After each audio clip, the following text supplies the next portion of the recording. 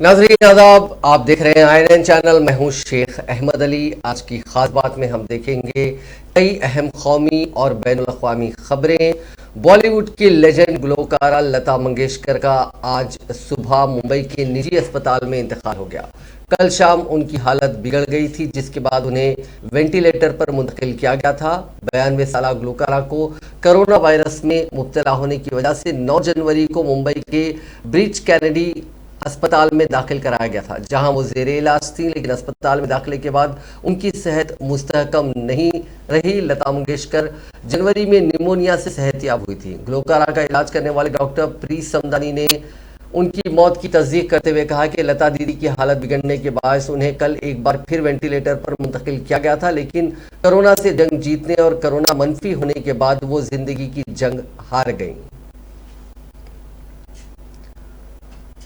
लता मंगेशकर के इंतकाल से मुल्क और दुनिया भर में ताजियत की लहर दौड़ गई है। सदर जमहूरिया रामनाथ कोविंद, नायब सदर जमहूरिया वेंकैया नायडू, वजीर आजम नरेंद्र मोदी, भारतीय जनता पार्टी के सदर JP नड्डा और कांग्रेस रहनुमा राहुल गांधी समेत मुख्तलिफ सियासी पार्टियों के रहनुमाओं ने लता मंगेशकर के इंतकाल पर ताजियत का इजहार किया। लता जी के इंतकाल पर कौमी ताजियत का ऐलान किया गया। 2 दिन कौमी परचम सुरंगो रहेगा। उनकी आखिरी रसूमात सरकारी एजाज के साथ आज शाम शिवाजी पार्क में अदा की गई। रामनाथ कोविंद ने इतवार को अपने ताज़ियती पैगाम में कहा कि लता जी का इंतकाल मेरे लिए भी वैसे ही दिल दहला देने वाला है जैसा कि दुनिया भर के लाखों लोगों के लिए है। उनके नगमों की तवील फेरिस्त में हिंदुस्तान के जौहर और खूबसूरती की पेशकश से नस्लों ने अपने अंदरूनी जज्बे का इजहार पाया है। भारत रत्न लता जी के कारनामे बेमिसाल रहेंगे। उन्होंने एक दीगर ट्वीट में कहा कि एक ऐसे अदाकार की पैदाइश सदियों में एक बार होती है। लता दीदी एक गैर मामूली इंसान थी। वो हमेशा गर्मजोशी से मिलती थी। मैं जब भी उनसे मिला उन्होंने गर्मजोशी से मेरा खैर मकदम किया। खूबसूरत आवाज़ हमेशा के लिए खामोश हो गई, लेकिन उसके सुर हमेशा जिंदा रहेंगे। रहती दुनिया तक उनकी आवाज़ कानों में गूंजती रहेगी। उनके कुंबे और हर जगह मौजूद उनके मद्दाहों के तहीं मेरी ताज़ियत है। आज हम सभी के लिए एक बहुत दुखद खबर आई है। हमारी लता दीदी आज हमें छोड़कर चली गई है, परमात्मा में विलीन हो गई। कल ही वसंत पंचमी का पर्व था। मां शारदा की हम आराधना कर रहे थे, जिनके कंठ से मां सरस्वती का आशीर्वाद छोटे बड़े हर किसी को मिलता था। वो लता दी ब्रह्मलोक की यात्रा पर चली गई। उनके व्यक्तित्व का विस्तार सिर्फ गानों की संख्या पर सीमित नहीं था। मेरे जैसे अनेकों लोग हैं जो गर्व से कहेंगे कि लता दीदी के साथ उनका निकट संबंध था। जीवन के हर क्षेत्र के लोग हमें लता दीदी के प्रति आज लता जी हमारे बीच में नहीं रही। पूरे देश के लिए और विशेषकर संगीत में जिनकी रुचि है और संगीत के क्षेत्र के लिए ये अपूर्णीय क्षति है। लता जी का जीवन बचपन से ही संगीत को समर्पित रहा। सुर साधना में अंतिम सांस तक वो अपना योगदान करती रही और 7 दशक तक भारतीय संगीत को, भारतीय शास्त्रीय संगीत को, भारतीय फिल्मों के संगीत को वो सजाती रही, संवारती रही। गाना चाहे कोई भी हो, भक्ति गीत हो, चाहे शास्त्रीय संगीत हो या चाहे फिल्मी गाने हो, लता जी ने सभी प्रकार के गानों से उनके चाहने वालों के मन को मोहा है। लता जी की आवाज ईश्वर की देन थी। जैसे कोई बच्चे की मुस्कान का कोई धर्म, कोई मजहब नहीं होता है, उगते हुए सूर्य की रोशनी का कोई मजहब, कोई धर्म नहीं होता। स्वर्गीय लता मंगेशकर जी हमारे देश के संगीत युग का एक इतिहास था। उन्होंने अपने स्वरों से हिंदुस्तान में ही नहीं तो पूरे दुनिया में भारत का नाम एक प्रकार से ऊंचाई पर पहुंचाया था। अनेक भाषाओं में उन्होंने गाने गाए हैं और विश्व का रिकॉर्ड उन्होंने पूरा एक प्रकार से विश्व का रिकॉर्ड तोड़ा है। मेरे और उनके परिवार के और उनसे व्यक्तिगत रूप से स्नेह था, उनका बहुत प्रेम था हम सबके प्रति, और उनके जाने से देश की भी हानि हुई है, संगीत क्षेत्र की भी हानि हुई है, और पूरे विश्व में हमारे हिंदुस्तान को एक सम्मान प्रतिष्ठा देने वाली ऐसी वो गायिका थी। महाराष्ट्र के लिए, हमारे मुंबई के लिए, गोवा के लिए, और पूरी तरह एक प्रकार से यहाँ के संस्कृति के साथ वो जुड़ी हुई थी। उनका जाना ये हमारे पूरे देश के ऊपर एक बहुत बड़ा आघात है। आज वो हमारे बीच में नहीं, पर उनके स्वर, उनका संगीत, उनके गीत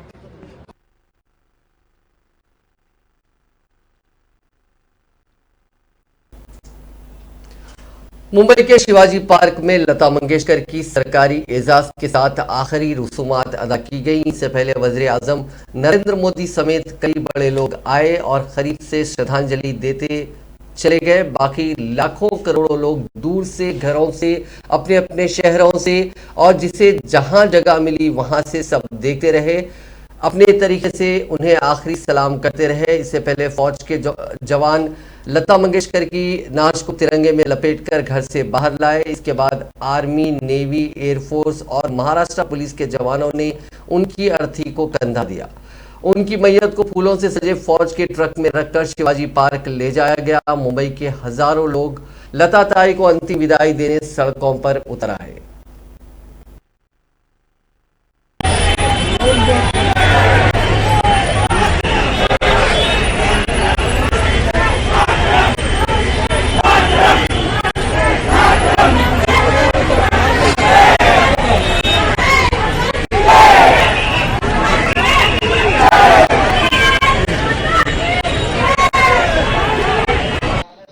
The richness of her music, which can never be forgotten and which can never be matched.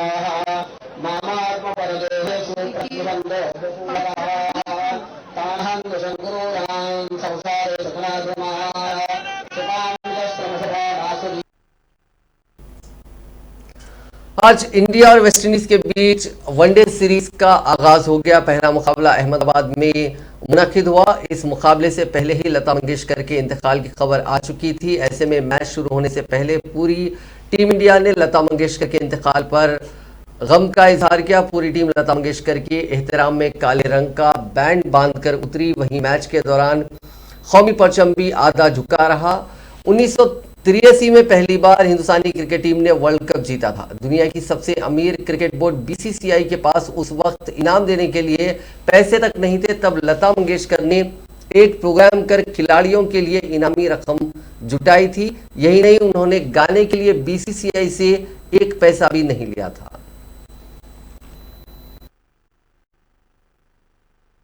It's a very sad day for India as one of the doyens of Indian film, cinema and music industry, Lata Mangeshkar, has passed over. May her soul merge with light and attain Sadgati. The entire team observing a minute's silence just before play today. See the Indian team, rightly so. I think all of us have had the privilege of meeting her as well. Just the memories. the numerous songs that you listen to she sung, it is something that a lot of people will celebrate. Lata Mangeshkar को 51 साल में 75 से ज्यादा awards मिले। उन्हें महज 30 साल की उम्र में पहला अवार्ड मिला था। साल 2001 में उन्हें मरकजी हुकूमत ने भारत रत्न से नवाजा था। आखिरी बार उन्हें 2 साल पहले टीआरए की मोस्ट डिजायर्ड अवार्ड से उन्हें इजाज़त बख्शा गया था। इनको जो अवार्ड दिए गए उनमें सबसे बड़ा अवार्ड भारत रत्न का था। अब कुछ सियासी खबरें। कांग्रेस ने पंजाब असेंबली इंतखाबात के लिए चरणजीत चन्नी को वजीर आला का चेहरा डिक्लेयर कर दिया है। लुधियाना की ढाका रैली में राहुल गांधी ने इसका ऐलान किया। इससे लगातार सीएम चेहरे पर दावा ठोक रहे पंजाब कांग्रेस के सरबराह नवजोत सिंह सिद्धू को बड़ा झटका लगा है। अब सबकी नजर इस बात पर है कि सिद्धू इसके बाद क्या कहते हैं और कौन सा कदम उठाते हैं। चन्नी के नाम का ऐलान करते हुए राहुल गांधी ने कहा कि मैंने सीएम का चेहरा डिसाइड नहीं किया, मैंने पंजाब के लोगों से पूछा, कैंडिडेट और वर्कर्स वर्किंग कमेटी के अरकान से पूछा। उन्होंने कहा कि पंजाब को खुद अपना कायद चुनना चाहिए। मैं सिर्फ ओपिनियन दे सकता हूं, लेकिन पंजाब का ओपिनियन ज्यादा जरूरी है। पंजाब ने कहा कि हमें गरीब घर का सीएम चाहिए जो भूख और गरीबी को समझे। पंजाब को ऐसे शख्स की जरूरत है। राहुल गांधी ने कहा कि चरणजीत चन्नी गरीब घर के बेटे हैं, गरीबी को समझते हैं। जब वो सीएम बने तो उनके अंदर कोई एरोगेंस नहीं दिखा, वो जनता के बीच में जाते हैं। इसके बाद उन्होंने चरणजीत चन्नी के नाम का ऐलान किया। खुद नवजोत सिंह सिद्धू ने चरणजीत चन्नी को इस मौके पर मुबारकबाद दी।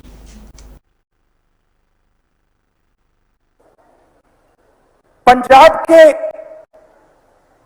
Chief ministerial candidate Charanjit Singh Channi जी,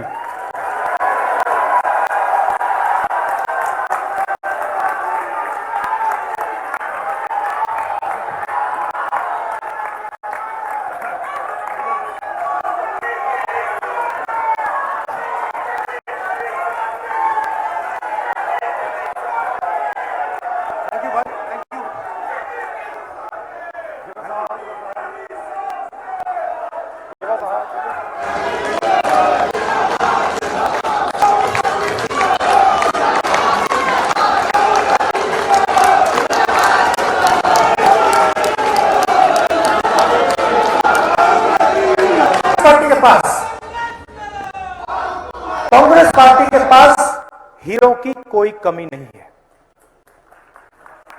जरूर हमारी पार्टी पर आक्रमण करने के लिए, डिफेम करने के लिए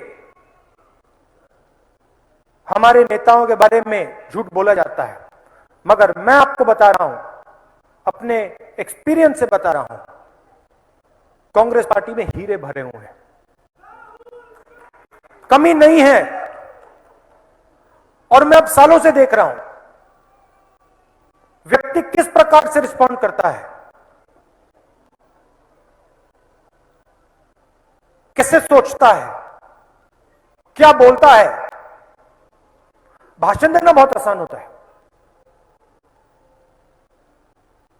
मगर अगर आप गहराई से देखें तो नेता की सच्चाई दिख जाती है, छुप नहीं सकती।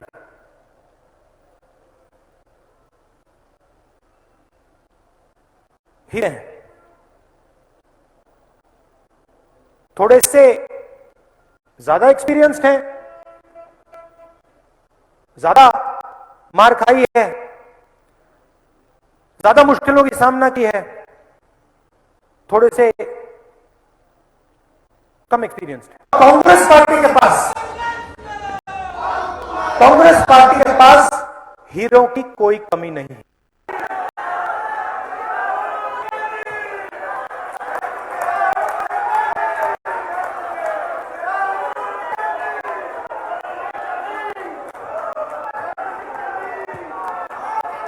संतन के कारज आप खलोया, हाथ जोड़ के बेनती कर रहे हैं कि यह बहुत बड़ी लड़ाई है, ये बहुत बड़ा कार्य है जेड़ा मैं कला नहीं कर सकता।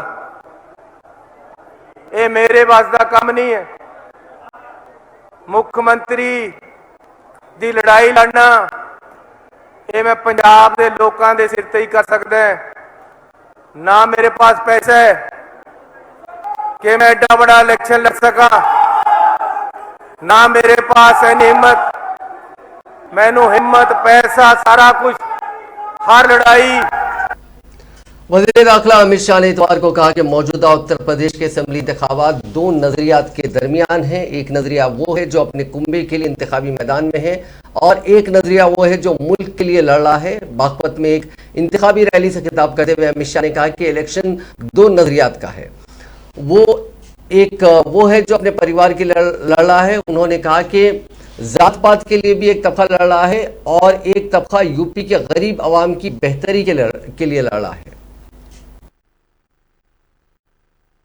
मित्रों, चुनाव ये दो विचारधाराओं के बीच में, जो अपने परिवार के लिए चुनाव लड़ रहे हैं और जो देश के लिए चुनाव लड़ रहे हैं, जो एक जाति के लिए चुनाव लड़ रहे हैं, जो उत्तर प्रदेश के गरीबों को खुशहाल करने के लिए चुनाव लड़ रहे हैं, जो माफियाओं को संरक्षण देने के लिए चुनाव लड़ रहे हैं और दूसरी ओर माफियाओं को खत्म करने के लिए चुनाव लड़ा जा रहा है। मित्रों, निर्णय आपने करना है।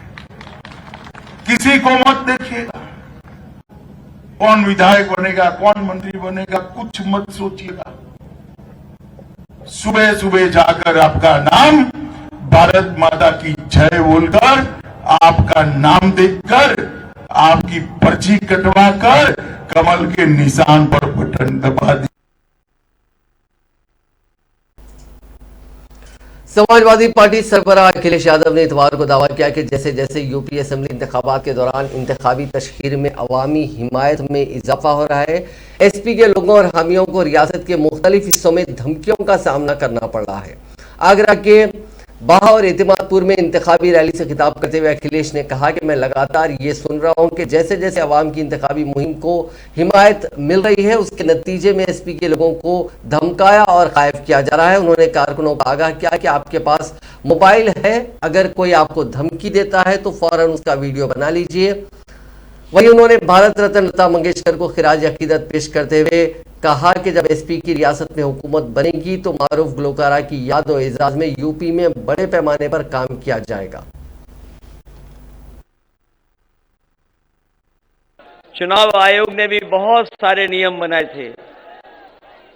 उन नियमों का पालन करते हुए मैं ये कह सकता हूं कि इस चुनाव का सबसे बड़ा कार्यक्रम अगर कहीं संपन्न हो रहा है तो यहां पर आज करहल विधानसभा में हो रहा है।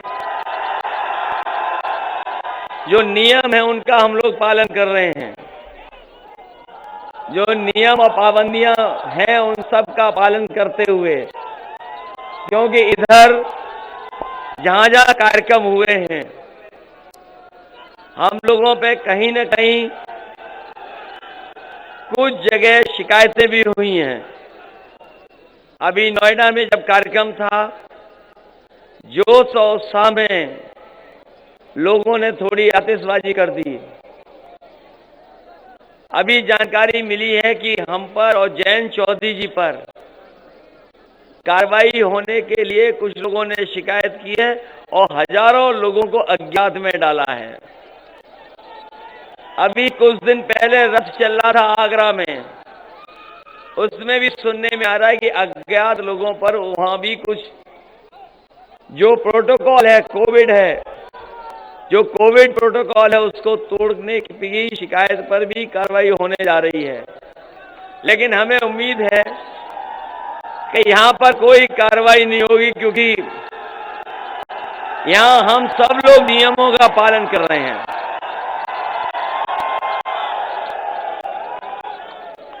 हम सब लोग नियमों का पालन कर रहे हैं, इसलिए यहां कोई कार्रवाई नहीं होगी। इधर हम लोगों ने देखा कि वैश्विक महामारी आई, उसके कारण हमें और आपको सबको अपना नाक और मुंह बंद करके चलना पड़ा। और आज भी ऐसा है कि अगर बीमारी से बचना है तो हमें और आपको अपने नाक और मुंह बंद करके रखना है। लेकिन अब चुनाव आ गया है, अब चुनाव आ गया है और ये चुनाव जिस चरण में है वो तीसरे चरण में है। मुझे लगता है कि जिस तरह का माहौल है, जिस तरह का परिवर्तन दिखाई दे रहा है और जिस तरह की हवा चल रही है, पहले चरण में ही सरकार के आंख और कान खुल जाएंगे। चुनाव आयोग ने भी बहुत सारे नियम बनाए थे। उन नियमों का पालन करते हुए मैं ये कह सकता हूं कि इस चुनाव कांग्रेस कायद प्रियंका गांधी ने आज तयख्खुन दिया कि कांग्रेस पार्टी उत्तर प्रदेश के असेंबली इंतखाबात में जो भी वादे कर रही है उन वादों को 100% पूरा किया जाएगा। उन्होंने पार्टी की इंतखाबी मुहिम के दौरान संकल्प पत्र तकसीम का जिक्र किया और वादा किया कि कांग्रेस अपने हर वादे को पूरा करेगी। नमस्कार। कांग्रेस पार्टी ने यह निर्णय लिया है कि 10 लाख तक सरकारी इलाज किसी भी बीमारी के लिए मुफ्त में होगा। अच्छी सेहत और अच्छे स्वास्थ्य के लिए कांग्रेस पार्टी को वोट दीजिए। पार्टी किसानों का पूरा कर्ज माफ करना चाहती है। अगर हमारी सरकार आएगी तो हम ये करके दिखाएंगे। हमने पहले भी 72,000 करोड़ रुपए का कर्ज माफ करवाया और हम चाहते हैं कि किसान सशक्त बने, किसान मजबूत बने। इस बार कांग्रेस पार्टी को वोट दीजिए, अपने भविष्य को मजबूत बनाइए।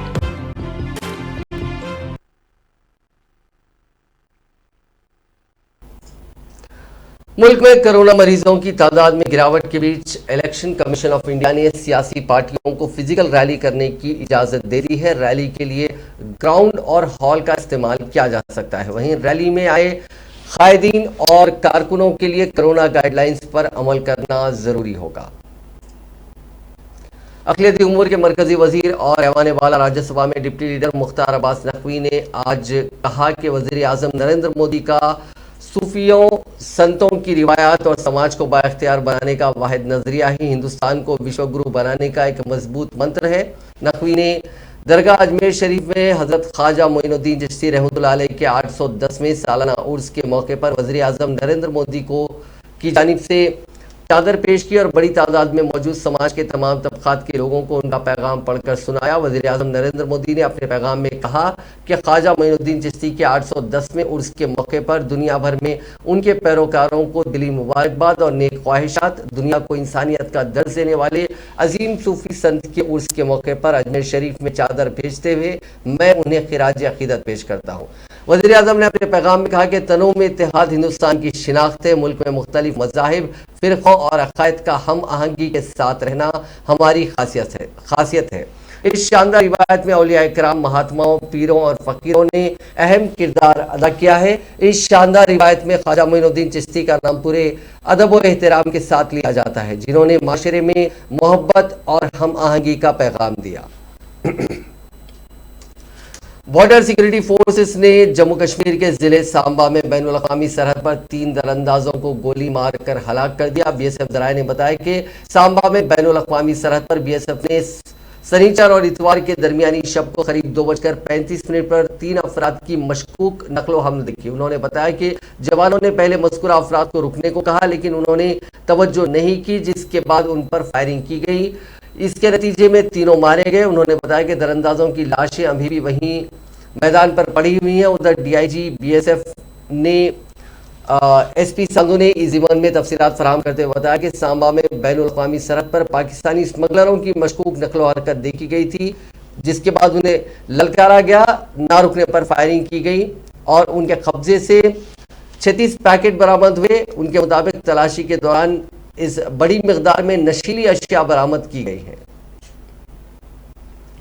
अब नजर डालते हैं कोरोना से जुड़े आंकड़ों पर। पिछले 24 घंटों में दुनिया भर में कोरोना के 24,72,194 नए मामले दर्ज हुए। इसी दौरान 8,053 अफराद की मौत हुई। इस इजाफे के बाद दुनिया भर में कोरोना से मुतासरीन का मजमूई आंकड़ा 39,49,23,086 हो गया, जबकि अमवात की तादाद बढ़कर 57,54,758 हो गई। दुनिया भर में फिलहाल 7,56,07,259 अफराद का कोविड का इलाज चल रहा है। हिंदुस्तान में कोरोना इन्फेक्शन के मामले लगातार घट रहे हैं। पिछले 24 घंटों में यानी आज सुबह 8 बजे तक 1,07,474 नए केसेस सामने आए। इस दौरान 2,13,246 मरीज ठीक हुए और 865 लोगों की मौत हुई। इससे एक दिन पहले यानी जुमे के रोज मुल्क भर में 1,27,000 नए केसेस आए थे, यानी नए केसेस में करीब 20,000 की गिरावट आई है। अमवात का आंकड़ा भी पिछले एक हफ्ते से रोजाना के औसत से कम है। जुमे के रोज 1,059 जबकि जुमेरात के रोज 1,072 लोगों की मौत हुई थी। फिलहाल मुल्क में एक्टिव केसेस यानी इलाज करा रहे मरीजों की तादाद घटकर 12,25,000 रह गई है। मुल्क में वबा की शुरुआत से अब तक जुमला 4,21,00,000 लोग इस वबा की चपेट में आ चुके हैं। तेज गेंदबाज राज बावा और रवि कुमार की खतरनाक गेंदबाजी और शेख राशिद और निशांत सिंधु की सेंचुरियों की मदद से हिंदुस्तान ने इंग्लैंड को 4 विकेटों से शिकस्त देकर 5वीं बार आईसीसी अंडर 19 वर्ल्ड कप का फाइनल जीत लिया। हिंदुस्तान में फाइनल में इंग्लैंड को 44 ओवर और 5 बॉलों में 190 रन 189 रनों पर समेटने के बाद कुछ नाजुक लम्हात से गुजरकर 47 ओवर और 4 बॉलों में 6 विकेट पर 196 रन पर खिताब हिंदुस्तान के नाम हो गया। निशांत ने 48वें ओवर की पहली गेंद पर चौका और अगली गेंद पर सिंगल के साथ टूर्नामेंट की अपनी पहली निस्फ सेंचुरी मुकम्मल की, जबकि दिनेश बाना ने लगातार 2 छक्के लगाकर मैच को खत्म किया।